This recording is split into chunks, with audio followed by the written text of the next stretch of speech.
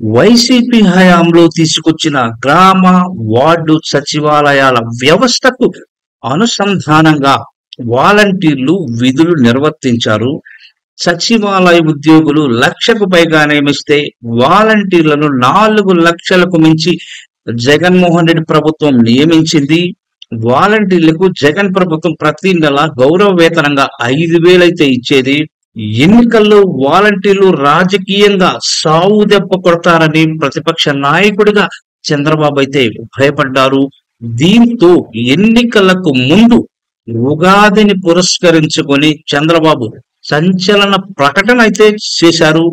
విజయవాడలో ఉగాది వేడుకల్లో పాల్గొన్న చంద్రబాబు ఏమన్నారంటే, అది గత ఎన్నికల ప్రచారంలో, ఇప్పుడు కాదు, ఉగాది రోజు మీ అందరికీ తీపి కబురిస్తాం, 5,000 కాదు 10,000 పారితోషికం ఇచ్చే బాధ్యత మాది అని చంద్రబాబు నమ్మబలికారు. అంతవరకు జగన్ వైపు ఉన్న మెజారిటీ వాలంటీర్లు ఒక్కసారిగా యూటర్న్ తీసుకున్నారు. కూటమి అధికారంలోకి వస్తే 10,000 వస్తుందని ఆశపడ్డారు. ఎన్నికల్లో వాలంటీర్లలో ఎక్కువ మంది కూటమి గెలుపు కోసం కూడా పనిచేశారు. అయితే కూటమి అధికారంలోకి వచ్చింది. అయితే వాలంటీర్లకు మాత్రం ఉద్యోగం దక్కలేదు. ఉగాది శుభవార్త అందలేదు. వాలంటీర్ల వ్యవస్థకు ఏకంగా మంగళం పాడేశారు.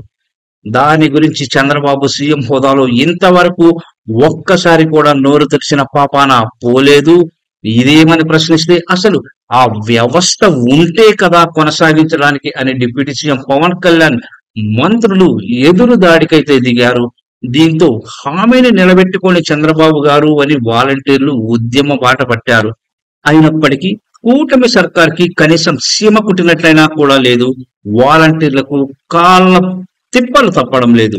ఉగాది పర్వదినాన్ని తెలుగు ప్రజానికం జరుపుకోనున్న నేపథ్యంలో వాలంటీర్లకు మాత్రం చంద్రబాబు మాటలు చేదు జ్ఞాపకంగా మిగిలాయని చెప్పుకోవచ్చు.